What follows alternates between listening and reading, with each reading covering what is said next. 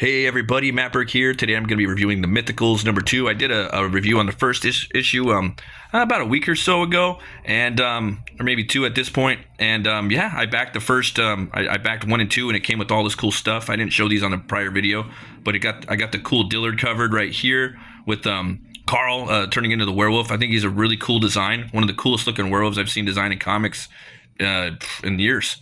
He's metal as fuck, and he's blonde, so I could kind of relate to him. He's got the metal gauntlets and stuff. Cool sticker by 6 a.m. I believe. Got the Nancy Moon Fund My Comic sticker right there, FMC, and we got the Inquisitor card, the baddie in the book. I like this because it looks like it's a page ripped out of the Necronomicon. The pieces of 8 can rewrite fate.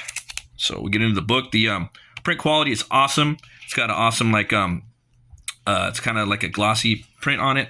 And yeah, on the back, you got the Critical Blast. RJ, man, this guy, he delivers your campaigns for you. So if you're too busy, you're drawing too much, you're writing too much, you don't have the time, what have you, call RJ. He does it. He's done a lot of books, as you can see. We'll get right into the book right now. Again, I love this cover right here. I believe it's an homage to one of the Hulk covers, Transformations. It's really badass. I just jumped at the chance. Start off right here. He's got the branding on the boarding around the perimeter of the first issue, which coincides with the same motif he was using in the first issue. And you get a little recap right here. And it starts out right here. We got our main character, Nancy Moon. So I'm kind of a witch now, huh? That explains a lot. I guess there could be worse news. Meow. So you got that cat. Remember that cat from the first issue? I remember that cat was always looking kind of sus, you know. Hello again, Mr. Kitty. Now, how was your morning? How are you this morning? My world got a whole lot more complicated since we met. It's about to get a whole lot stranger, my dear. Down here. Hello, Miss Moon. It's a pleasure to meet you again. I'm Samuel. Huh? So is it Samuel or Samael? Or, I don't know. Maybe it's... We'll see. We're going to find out. Well, what in the actual There's no need to curse. I realize that this might be a lot to take in all at once. You've had a rough 24 hours. You're quite lucid, madam. I can almost guarantee this will not be the strangest thing that happens to you today. Follow me. It's time to clock in, so to speak. Basically, every myth, legend, and superstition you've ever heard is true.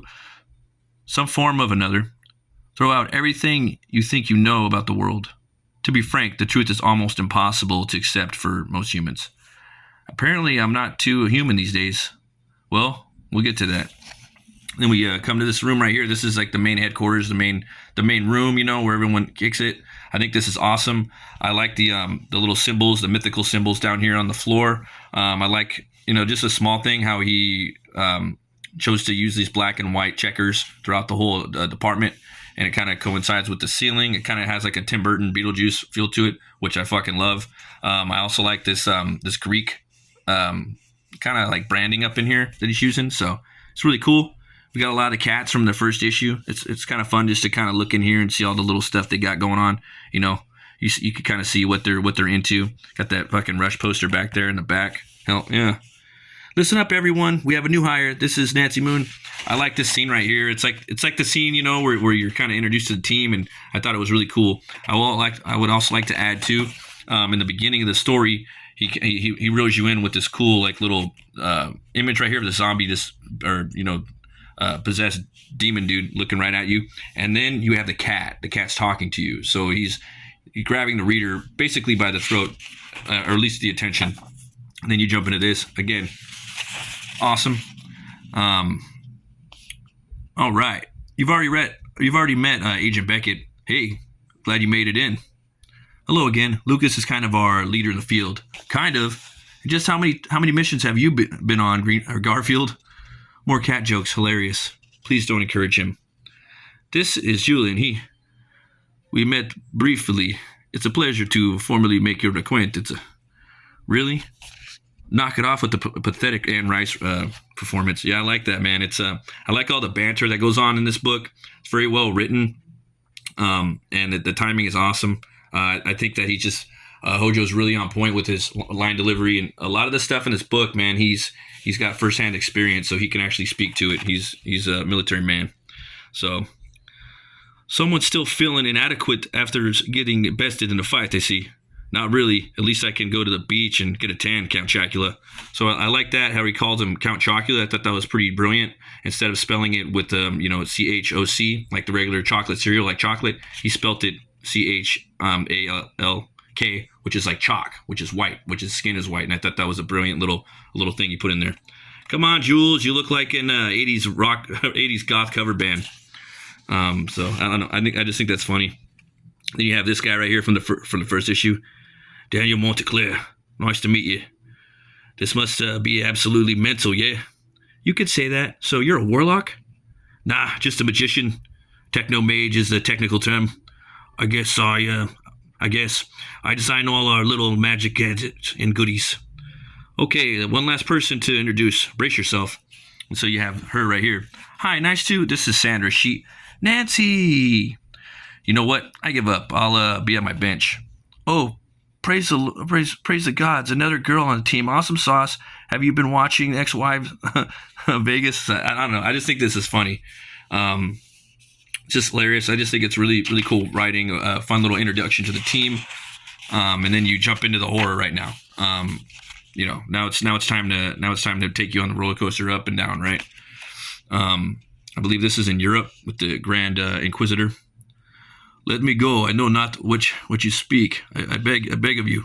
Yes, beg for your life, Padre, for I am your absolution. Tell me where to find it. I told you already. The Museo de Burgess in Madrid. The sword is a fake. Tizonia, the famed blade of El Cid, was kept in secret by his descendants and passed down through time. I require its location, its true location. Tell me all that you know, and I will make this as painless as possible. My God is with me, Diablo. I know nothing.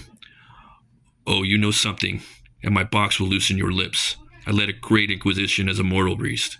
I will show you the folly of misplaced faith.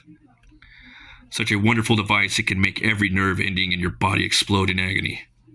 I can tell you from personal experience that God will not listen to your begging. Let's see if he hears you this time. Ah! So that's pretty fucking metal, man. That's pretty brutal. In a horror movie, you never want to fuck with anybody with a little shape in their hand, like Phantasm or, Hellraiser. You know what I mean? It's just bad news. And I'm glad he's bringing in his shape box, See, pain is such a wonderful motivator. Don't you agree? It is something, a specialty of mine. I command for you lasting this long, but I am on schedule now. Tell me where it is, or I will rip your soul from its moorings. I can't. No. So he's torturing this guy, and he's trying to figure out what is going on, and he just won't get it. The first key is ours. The master will be pleased. Blessed are the faithful. He's got this crazy sword, man. I can feel its power flow through me, priest. It is intoxicating, and your fear radiates from your body like a funeral pyre. It reminds me of my former life when I held the cloth so dear. Enough talk of the past. The future is right here now in front of you. I can see you are unworthy priest. Fear and doubt are maladies I no longer suffer from. Those have been burned away. There is only my resolve now. I submit to your glories, sire. Please, release me. Gladly. Rise, priest. Ah, man. I release you from your misplaced life of servitude and send you to oblivion. I shall now go and walk with my lord. Then give him a message for me, won't you? The pieces of 8 will be his undoing, and we are coming to take this realm. Not even the traitors will be able to stop us. Now, if you will excuse me, I have other matters to attend to. Father, forgive me. Forgive my weakness. I have failed you. Rest now, my son. You have not failed. Those that trust in the light shall be received into paradise. So I don't know if that's God or what, but it's definitely intriguing. I don't think it is going to be God. I think it's going to be something else. But you never know, man. Really digging where the story's going. They're getting sent out on a mission. We got a really cool interrogation scene right here. I don't want to spoil that. I think it's a really cool, like, horrific part of the story. And we got a really cool scene right here where we meet our Carl. What are you doing here, Sandra? It's good to see you again, Carl. We need to talk. You changed your hair again. And no, we don't need to talk. I'm retired. Just hear me out. Things are getting really bad out here. Tough shit. We need your help. Think about all we will lose if the veil falls. Not my problem. There's always another war. And tell your human friend to step out where I can see him. So yeah, you got a really cool fight scene right here. He starts wolfing out slowly. You can kind of see the teeth coming through right here. He chucks a big ass log at her. Look out! Rah! Then the hard way. Then you find out that she's like a siren from like Greek myth, you know. So that kind of maybe played with some of the design in the beginning of the book. That kind of goes hand in hand with that. Yeah, these two have a really cool fight scene. I don't want to spoil any more of the book. Let me see here in the back. Got some really cool artwork right here. Yeah. This is really dope. Look at that. Yeah. And I like this right here too. It's like when you buy those Star magazines, you know, where the shit's all fake, but in this world, it's probably real, you know. In the book too, he goes into a lot of lore too, so you learn a lot more from Samuel the cat. But he doesn't go too crazy with it. They just give you a good little chunk. I thought this was an awesome second issue. It had action, horror, and it gave you a little lore into the world or the universe of the Mythicals. Can't wait for part 3 to come out. It is coming out. I've already seen the cover drop on Twitter. I think earlier today or yesterday. And yeah, man, pick these books up. They're fucking awesome. I give them 2 horns way up. As always, folks, thanks for watching. Always remember to be bold, be brave, and roll the bones to know your role. Stay metal.